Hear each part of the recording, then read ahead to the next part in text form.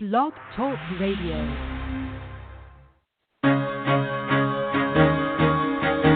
Carol the Coach. Sex, love, and relationships. We talk about it here. Carol the Coach. Compassion with contemporary relevance. I am a psychotherapist. I can be your personal life coach, and I can help you with your issues. There are no problems too small or too big. You can talk about anything.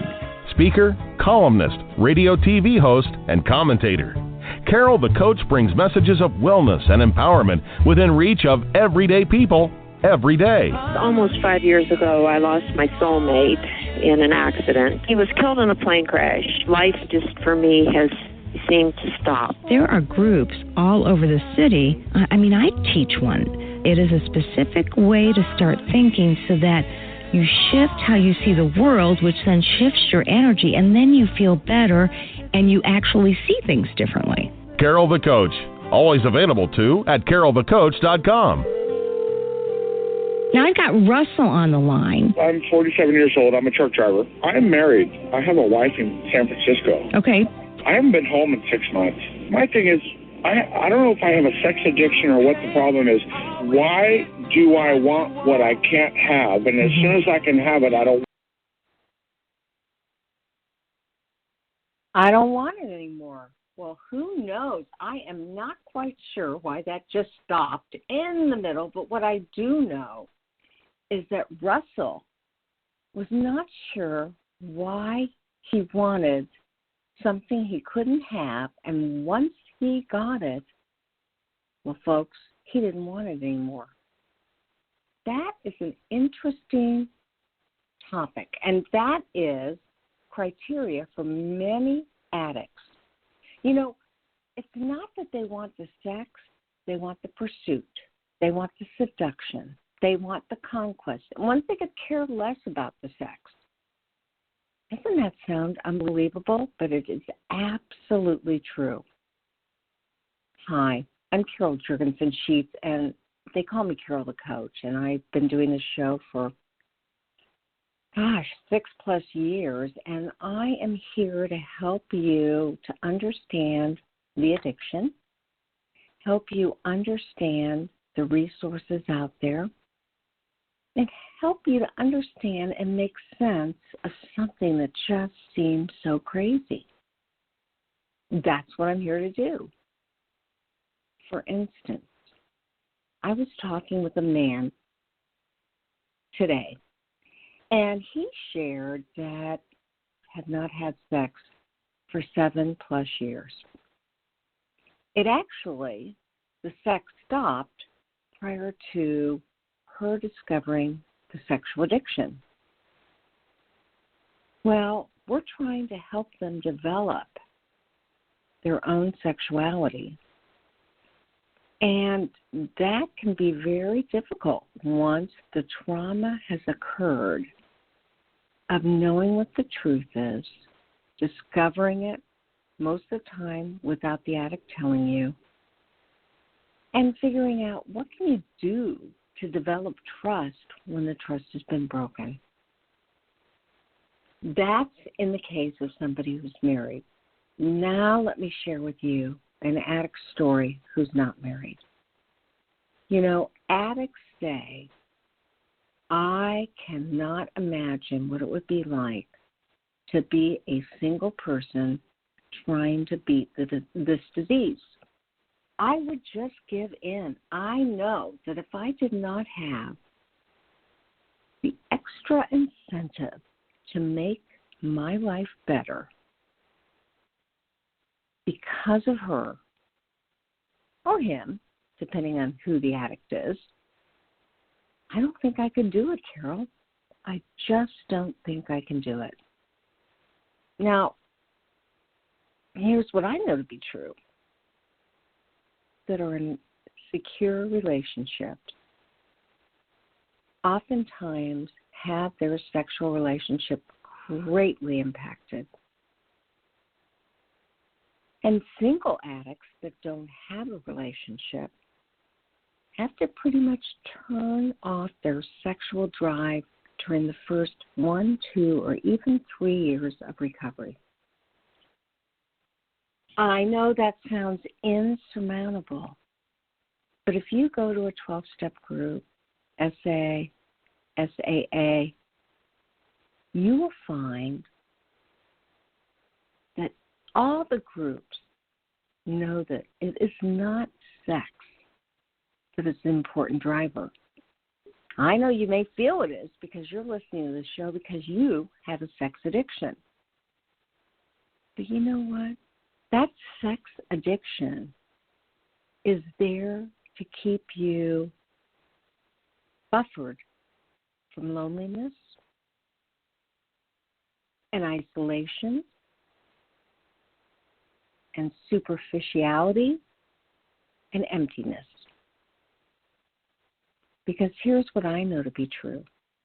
If you have an addiction, if you have a sexual addiction, if you have compulsive, problematic sexual behavior, you're really looking for something to fill up the void. And I want to tell you that filling up the void means that you need to get yourself into therapy with somebody who understands sexual addiction to find out what is that wounded soul. What is that part of you that is a wounded soul? Maybe it's trauma that occurred when you were very, very young. Or maybe it's the neglect you experienced for most of your childhood. Perhaps it was a trauma that occurred when you were school-aged or in middle school or in high school. Regardless, you have to learn how to deal with that without resorting to any type of sexual addiction that ultimately medicates the pain. You see, I'm a proponent of what Dr. Patrick Carnes, tells us about sexual addiction. And let me just share with you what Dr. Carnes said that you need to get healthy. First, you need to break through your denial and understand how significant this behavior is to your sense of self and to your relationships. And when we break through the denial, we break through the defenses, the rationalizations, the justifications, the minimalizations, you will be more likely to understand how serious this illness is. Okay, that's the first task. Then it is your responsibility as an addict to read recovery materials other than any 12-step literature, in addition to any kind of 12-step literature. You need to understand what is going on with you, because when you understand it, you're more likely to be able to head it off at the pass and know what you need to do to make healthy choices. That is so, so important. Then the next thing you need to do is you need to minimize collateral damage. If you're in a family, if you have a spouse, if you're acting out in the middle of your employment, you need to figure out what behaviors will absolutely interfere, interrupt, and move you away from probability of damage in the future. Okay, can you do that? All right, then you need to surrender. That's task number 4. Surrender to what it takes to get healthy. Now, you know me.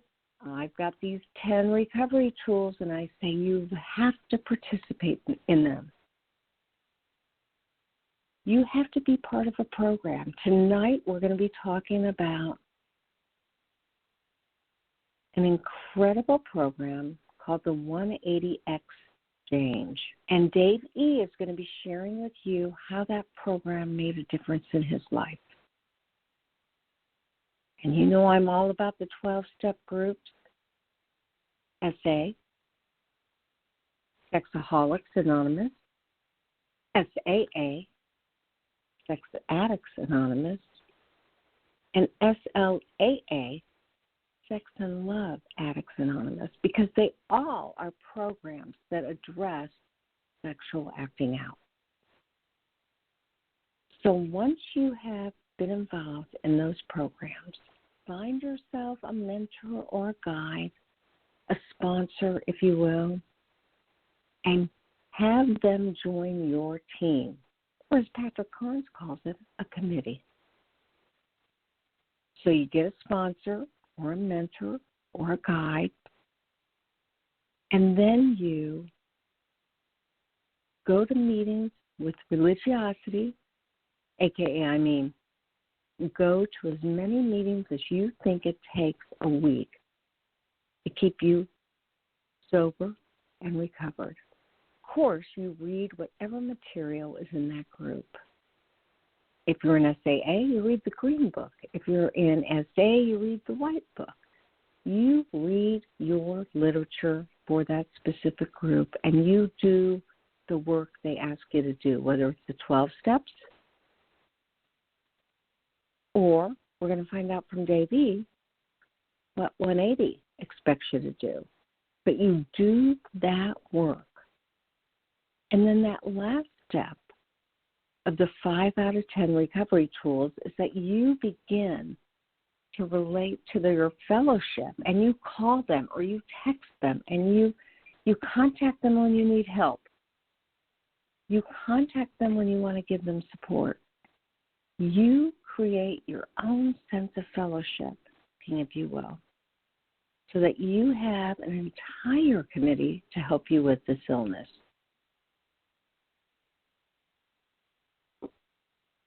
Now, many people know that sex addiction is oftentimes referred to as compulsive sexual problematic behavior or problematic compulsive sexual behavior. And so if you're experiencing that, here's the next 5 tools to take your life to the next level. And they are: 1, go to a certified sexual addictions therapist, a CSAT. Okay? Get your rear end to that therapist who understands sexual addiction. 2, get yourself to a therapy group that specializes in sexual addiction. Now, I know that can be hard. I'm in the Indianapolis area, and I'm the only in the state of Indiana that has a sexually addictive group therapy process for addicts. Okay, but get yourself to a group. Patrick Carnes says, as a therapist, I'm not doing my job unless I provide a group for sex addicts in recovery. The third thing you want to do is read, journal, and find inspirational/biblical materials that support you.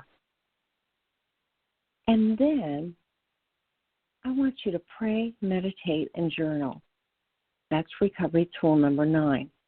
And last but not least, what I really want you to be able to do is, if you're in a relationship with somebody, or if you know you need accountability tools that will assist you, you need to find people in the community who will take your Covenant Eyes report. If your wife needs to know where you're at, let her GPS you or have all your passcodes. You are now an open book because you are no longer going to lie. You're no longer going to keep things from her. You're going to be transparent, authentic, and honest. And sometimes we have to go to extremes. You have to kind of give everybody everything that they need. And then, you know what? You can get some of that privacy back when you have proven good recovery. And again, I'm going to be talking with Dave E., and he's found a program that has helped transform his recovery, and he's going to be talking about that tonight. So, Dave, welcome to Sex Help with Carol the Coach. I'm so excited to find out about 180Xchange. Tell me a little bit about that. Hi, Carol. It's good to be with you and your listeners. Thank you. The 180Xchange is a Christ-centered biblical approach to helping those people who have identified what we call a hurt, a habit, or a hang-up. And we provide an atmosphere, like most of the anonymous groups, where people feel safe. And we work them or suggest a path of recovery that not only entails working the 12 steps that you would work with any anonymous group, but also in environments where you can talk about what's going on spiritually. It started well, and I know, about Dave, mm-hmm. You've been through a lot of issues in your life. You knew you were combating sex addiction, and, you know, your first experience with recovery was a disaster. Can you share a little bit with our listening audience right. how you knew it was a disaster and what that was like for you? Sure. Well, in full disclosure, I was a pastor of a local congregation in Southern California, and I went to a conference where several thousand people were in attendance, and they had a workshop on sexual addiction. And I went to it, and I immediately identified with the symptomology that was being presented. And after the conference, I spoke to the individual who was leading it, and he happened to be someone that was in charge of a recovery program. And because there was so much fear in my life at that time, and I didn't want it to go through my insurance or anything like that, he said, you know, Dave, I'll go ahead and let you be outpatient, and you just, you know, can participate. And I did for about a month. But to be honest, Carol, I was just not in a good place, you know, not spiritually or emotionally, and I just really wasn't able to benefit. I was detached emotionally. I was in some advanced degree programs. I think I took that very sterile approach as if it were some kind of an intellectual exercise, and I really didn't connect with the other people in the program. And it just really wasn't a good start. Although the one good thing that came out of it is that I did seek a counselor, and I really got some traction. But that therapist relocated to another state, and I didn't follow up and get additional help, so I got stuck again. So yeah, that was my initial foray into recovery. And looking back, there was a lot of good people around me, and unfortunately, I just could not benefit from that process. I just wasn't in a place. I wasn't willing. I wasn't willing to admit that I had a problem. So. Well, and you know, Dave, one of the things I was just telling our listening audience is that the very first recovery task, according to Patrick Carnes, is to break through denial. And, you know, that can look like minimization or rationalization or justification. And what I heard you saying, you use something called intellectualization, where you dealt with your life with intellectual concepts. You were in all sorts of programming and education that helped you to feel better, but it wasn't getting to the core of the problem. Absolutely not. Yeah. Well, you know, that was part of my mantra. Yeah, I'd finish one degree program and get into another, and then another and another. And after each of those, I thought, well, the next one, that'll help me. Yeah. And it didn't because, again, you had not been able to find something that absolutely resonated with your mind, body, and spirit until you found 180. So now continue. Tell us what else you did as you were this intellectual observer instead of a willing participant. Right. Working with your brokenness. Yeah.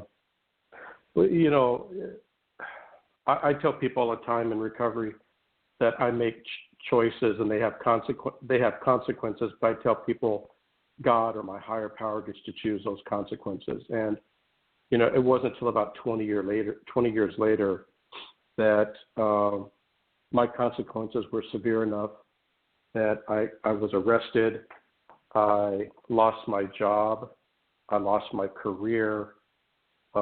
It was a low enough a bottom that I was sick and tired of being sick and tired, and I was ready. And unfortunately, for some of us who have addictive personalities or suffer from, in my case, sexual addiction, it takes one of those very severe occurrences to break through, like you said, the denial, because I had mastered compartmentalization and justification and minimization. I had mastered all those psychologically. But when I was faced with the consequences of being unemployed and not having any prospects and being, for the first time, at almost age 50, being very much isolated and alone and with very few external props to, prop my sense of self and my false self up, I just completely, hit rock bottom. And it was for the first time that I verbalized that I needed help. And conversely, I think back that because we know that addiction is a family disease, my son was struggling. I have 3 children. My middle child was struggling his senior year in high school. And he very quickly, in about a 2 or 3 month period of time, went from abuse to dependency on drugs. And we got him assessed and then inpatient at Fairbanks. And then he was dual diagnosed with not only the addiction, but the root cause was schizophrenia. And my son, we supported him, my wife, my 2 daughters, we supported him. And we went through parent support. We went through family counseling. And that was the time that I said, I came to Fairbanks and recovery because of my son, but I'm staying in recovery because of me. And that was the first time that I made that mental switch. I need to seek help for me. And can I ask you, Dave, are you wanting to keep private why you were arrested? Because, that is certainly every sex addict's greatest fear, that they will be arrested and exposed to the world about their sex addiction. No. I was charged with a Class C sexual misconduct with a minor, and I meandered through the legal system for about 3 years. This was about 13, 14 years ago. And at the time that my son was being diagnosed with schizophrenia, a plea agreement that had been arranged, the judge threw it out. And I basically said, I'm done. You fight, you think you have your best intentions in mind. And I just said, okay, I'm done. And I accepted whatever my lawyer and the prosecutor at that point had worked out. And originally it wasn't going to require me to be registered as a sex offender. I didn't have to do any prison time. But no, it definitely was a part of one of the most painful periods, not only in my life, but my family's life. And I'm not ashamed of that. I'm not hiding or running from that. In fact, I've been, I think, redeemed from that, and I've come full circle. So I had some court-appointed counseling that I had to do, and that put me in contact with the kind of programs that you're familiar with. And then I began to do my own subsequent seeking and searching of those support groups that were out there. And I've attended many of them because, at least in my case, I don't have just a single addiction. My addiction has manifested itself in overeating or drinking or other behaviors. But the one that got me into recovery was my sexual addiction. And so, because I'm so familiar with the church world, and I had been a part of, early on, I'd been introduced to some recovery programs like Celebrate Recovery and 180Xchange, which at the time was being held at Grace Church.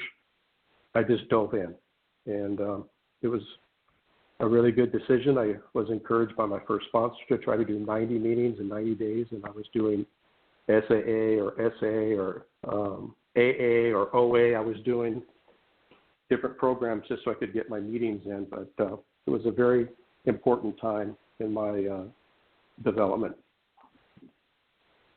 Well, you know, so I guess that answers your question. I'm not keeping it. Yes. No, I absolutely understand, and it sounds like you had this pivotal moment when you hit rock bottom and you said, okay, I'm going to surrender to the process. And that, again, is something that Patrick Carnes talks about doing. He says, you know, first you have to break denial. Then you have to understand what sex addiction is. Then you have to limit collateral damage and surrender to the process. And what I hear you saying is you surrendered. You looked at all sorts of programs, and you found some that fit your needs. So tell us a little bit more about 180X. So the 180, so just prior to my finding the 180Xchange, I went through a spiritual event called Lamplighter. It's very common in churches here in the Midwest. It goes by different names: Vida de Cristo, the Emmaus Walk, the Great Banquet. The weekend I went through was called Lamplighter, and at that Lamplighter event, I was around a table with about 5 or 6 other gentlemen. It was the first time that I publicly was talking about my sexual addiction and some of the ways it was manifesting itself and some of the legal issues or consequences that I had. And I felt for the very first time, interestingly enough, and speaking as a clergyman, you know, I felt forgiveness.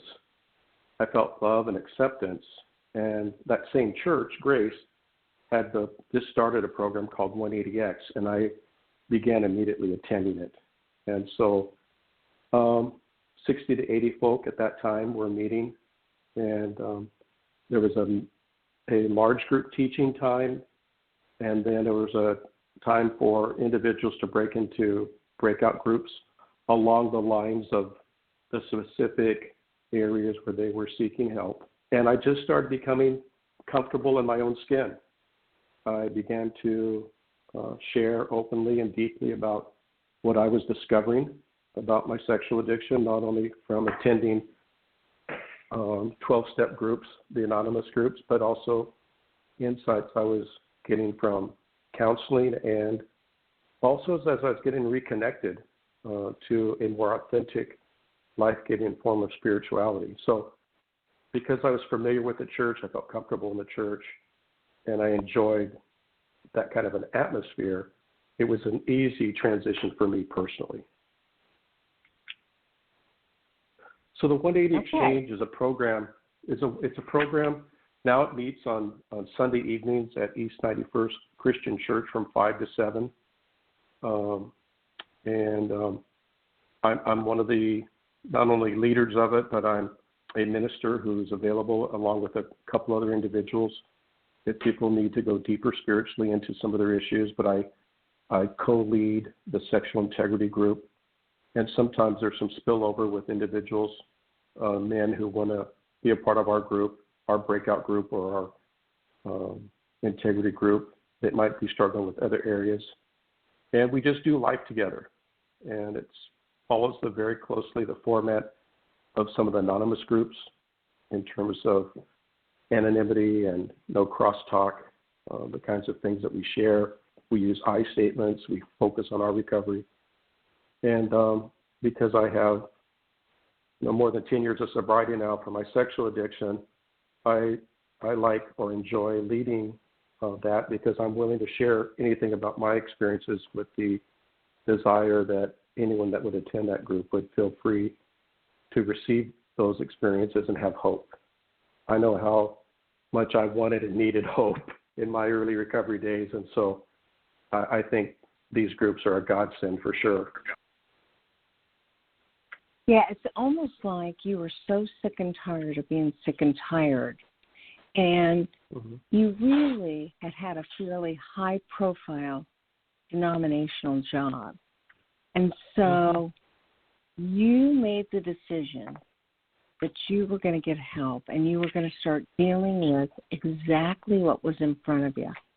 And you surrendered to it and you acknowledged, one of the things when I read your story, I said, this is a man who really has been excellent at holding himself accountable, and not in a bad way, but to say, you're right.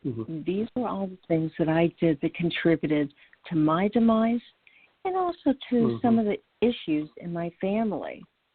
So tell us a little bit about what resources that you utilize with the inclusion of 180Xchange that help to make your life different. Yeah, so I moved away from some of the distorted thinking. Once you start getting some sobriety, your head clears and you're able to do some important thinking, and you get to have better judgment. And so I early on decided that I wanted to continue some of the spiritual practices that had at one time been a pretty important part of my life. And I reached out to a religious community and started doing regular retreats. And that was a very beneficial aspect of my journey. In fact, something that I did with another gentleman in the program. So it not only deepened my friendship and relationship with that individual, but together we were dedicating time to spiritual work, prayer and meditation, things that were associated with a monastery about 2 or 3 hours from here called St. Meinrad's. And I also did retreats in other areas, in other states, with different individuals. Thomas Keating, who passed away this past October, was a very important spiritual mentor through his writings, not only on centering prayer, but on divine therapy. Richard Bohr was another author that I picked up and was introduced to. And so because I have this bent towards research and study, it was an easy way for me to just keep my mind engaged, but at the same time, introduce some spiritual practices that really centered me and settled me. So from being hyper active and very activistic, I started getting in touch with a different part of my spirituality, which was a capacity that I did not know I had, which was to be able to go into long periods of silence in prayer and meditation. So, yeah, those are some of the other things that, and also, to be honest, I was fortunate enough to have met some individuals that I connected with, and some of them were counselors or spiritual directors And I just began to, surround myself with the right voices and the right relationships. And so clearly you made a decision to do a variety of things. You sought out and found a program that worked for you, and then you also did the internal work of introspection, meditation, prayer. I even suspect that you probably journaled so that you would have a better understanding of where you stood. And then you got involved with the Enneagram, right? Yes, I did. Yeah, Tell the listening audience a little bit about the Enneagram. Well, the Enneagram has, it's a profile for looking at human nature. And for me, the significant takeaway of the Enneagram is that it helps me see my human condition. And so when I'm connected to my authentic self and things are going well, I'm a 3, which is a producer, a high achiever, in some cases an overachiever. But what happens when I lose sight of the spiritual aspects of who I am? How does that manifest itself? What happens when my gift or my personality goes dark? And for me, the 3 dark side is deceit. And so the Enneagram gave me the first very deep look at not only my strengths, but my strengths turned on in themselves, and how when they go dark, they can be very, very destructive. And so the antidote for the 3 is authenticity and transparency. That's why I would be willing to come on a program like yours, and that's why I'm willing to have a public profile, because not only were my sins or my addiction public and the negative aspects of it, but I'm also choosing to allow my recovery to be public and on display. And so authenticity and transparency. One of my favorite authors is Dan Allender, and he calls this leading with a limp. It's the willingness to let people be exposed to our own brokenness so that it will provide others with experience, strength, and hope. And so I'm willing to share on that deep level. And I think that's what really transforms programs like yours, programs like the one that I'm talking about tonight, are just tools that can be used to help individuals become comfortable in their own skin, to be able to identify what their part is in the addiction, whether they've been victimized originally or have had, something perpetrated upon them. But at some aspect of the pilgrimage, each of us has to own and keep our side of the street clean. And so that's what I do. I acknowledge my character defects. I try to keep my relationships current. And if I need to, I can make an immediate amends if I'm too harsh in my judgment or if my words haven't been kind. It's just a way of learning to live life on life's terms that really produces the greatest amount of true friendship and intimacy. And this is why I enjoy, and I feel like it's part of my Davidness, and that's something that I think I could share. Maybe you can ask me a question about that, but yeah, definitely the discovery of my Davidness also is connected to the Enneagram, which is basically when I'm in my Davidness, in God's love, connected to reality, God's ways in me become easy and light. And it's the difference between living life as if you have to force everything to happen, or if it just comes to you in the flow of life. Like for me, I experience a lot of life as a gift. And I like that attitude, and I like to have and express thanksgiving to the people around me and to the gifts that come my way. So, yeah. Well, Absolutely. And so one more time, will you describe that again? Because I clearly heard you say that you really believe that your journey is about being authentic, transparent, and honest with yourself and with others. So one more time, explain to our listening audience what transpired that made you have, if you will, an awakening.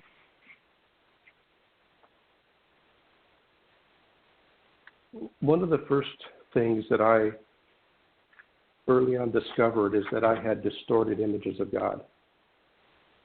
And for me, the one-word definition of spirituality is what you just said, awakening, that I have an awareness.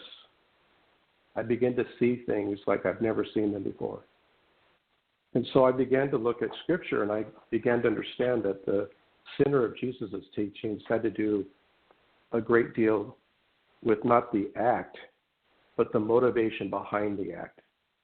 And I began to discover some of those motivations. That's where the problem was located. For me, it was, sure, I have some fruit issues. There's these things that are going on, and I'm producing fruit externally, but the reality is it's the root system that needed to be changed. And for me, early on, I heard a psychologist at Louisville Baptist Hospital who also had some experience personally with addiction. And he said for himself that the first thing that leaves an addict in their life is their spirituality.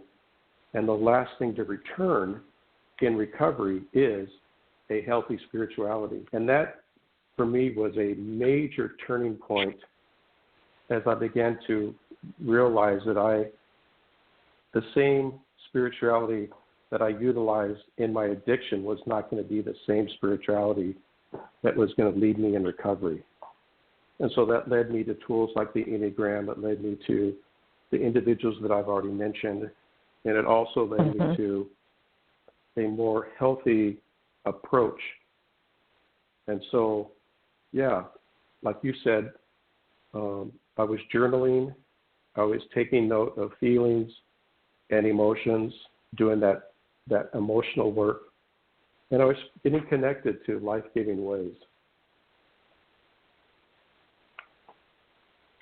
And you know what I really like is that you have figured it out based on how it feels for you.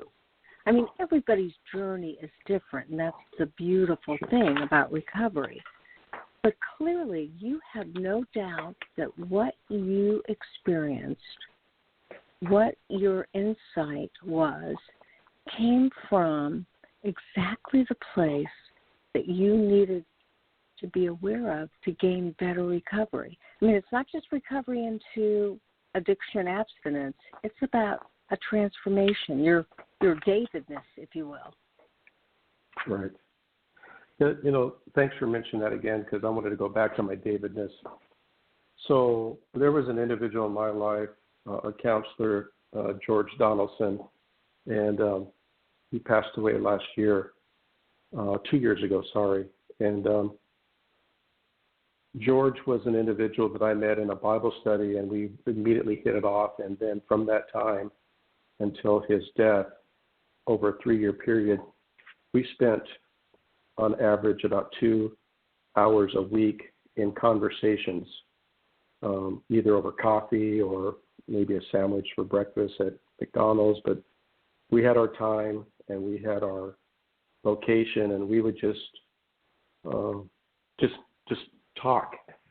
And George would ask me penetrating questions and challenge some of my assumptions. And I've mentioned to people publicly that he was the individual who spoke more truth into my life than any other human being has as an adult.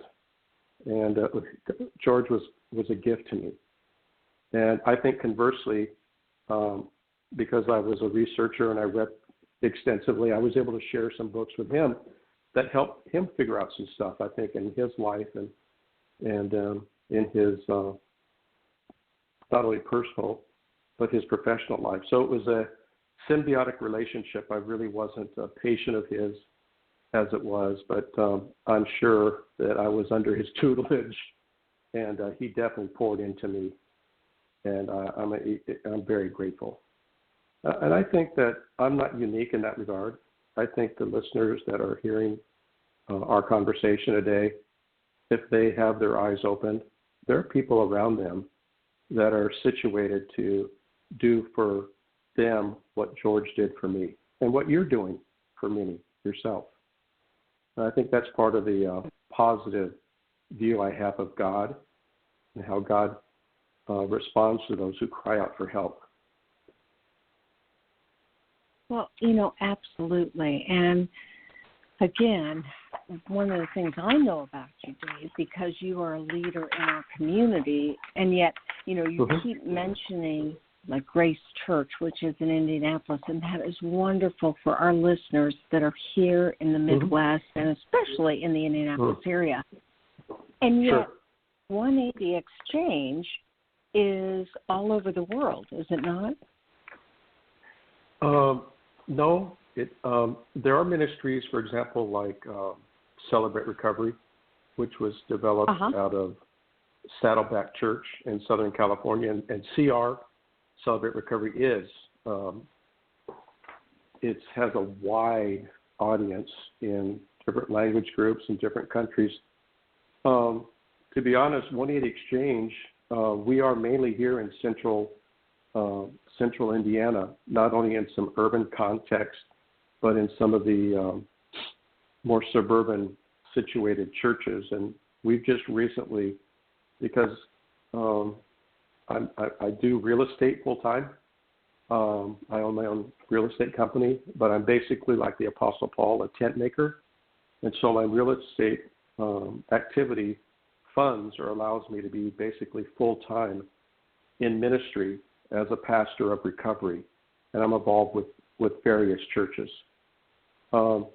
Maybe at some point 180 would be or have a wider audience, but I know that there are many programs like this, like Celebrate Recovery, and other programs like it that are out there. And there's a favorite scripture of mine that those who ask receive, those who seek find, those that knock, the door will be open. And wherever your listeners are located, I'm sure that they're in a community where they can find help, not only with the anonymous groups, but in their in churches or synagogues or places of worship. These programs are becoming very common, and in the age of the opioid epidemic in our country has opened the eyes of a lot of individuals, and churches are ideally situated or suited, I think, to be beacons of hope and lights in their community. And so it's not uncommon for many of the anonymous groups to be housed in churches, and then also these same churches and other churches are running or operating programs. So, yeah, it's not a worldwide ministry at this point, but certainly many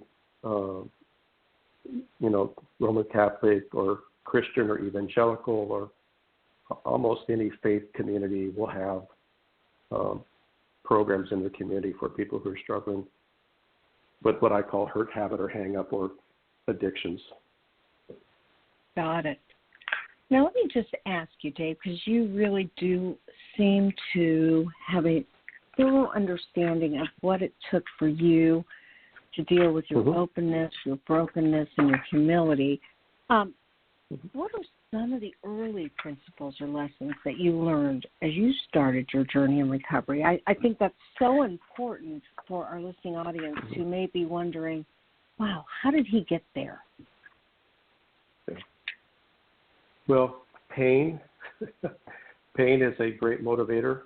And I remember reading one of Richard Rohr's books, Father Richard Rohr, and he says, don't pray for God to remove the pain until you've learned the lesson for which the pain is there. And so I was able to acknowledge my pain on so many levels, not only the external pain of all the losses that were taking place in my life, a home, a job, a career, but learning that pain was there because my methods were not working. And so early on, I began to understand something, and sometimes I oversimplify, but it helps me to be able to keep them fresh in my mind. And I remembered a teaching in Scripture that said that those that will enter the kingdom of God, speaking of Jesus, speaking of his arrival, said that you have to enter it like a child. And I associated that with being humble and teachable. So for me, when people approach me to be involved in their spiritual journey, if I don't see those two characteristics, I usually choose not to, have some kind of official relationship. Just like I wasn't ready in the 1990s because I wasn't humble or teachable. Until a person is ready, these relationships don't gain much traction. And so humility and teachability, I think, are two of the signs that I look for in myself, even today, and I look in others as they approach me. So humility and teachability are just instrumental.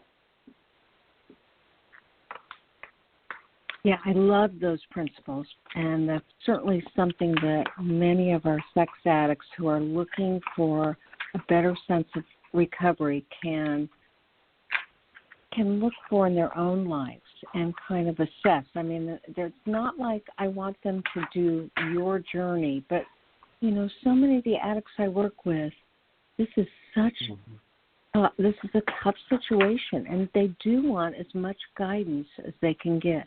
Would you agree? I would definitely agree. I didn't mention one person that I know that you're going to really enjoy me saying this. It's been at least 10 years, but I became a very big fan of Brene Brown. And I was introduced to her gifts of imperfection, and then some of her research on shame.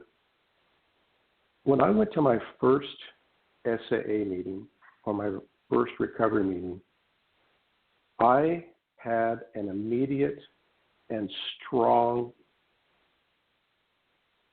visceral connection to the people in that room and to that experience. And I left there saying for the first time ever, I'm home. I found a home. And Brené's books helped me connect myself to the brokenness as it's manifested itself in my life, coming from a family of origin where there's 5 generations of sexual abuse, and the performance-based ways that I developed living life.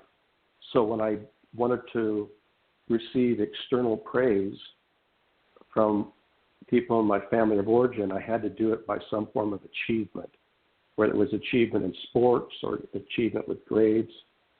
And when you read people like Brene Brown, you realize that some of these profound psychological ways in which we learn to navigate life work for a while, but then when they stop working, and life stops working. And my methods were not working, and I was becoming more and more desperate. And so to be able to talk about shame, the difference between shame and guilt. Guilt means I've done bad. Shame means I am bad. And I felt shame as one of the first emotions, even in my infancy. Some of my strongest, most cognizant memory that I have is of shame. And along with that was fear. So I lived within a cloud of shame and fear. And so Brene Brown became an important voice that allowed me to navigate some of those earliest of my human experiences and then to be able to go back in there and allow God's grace to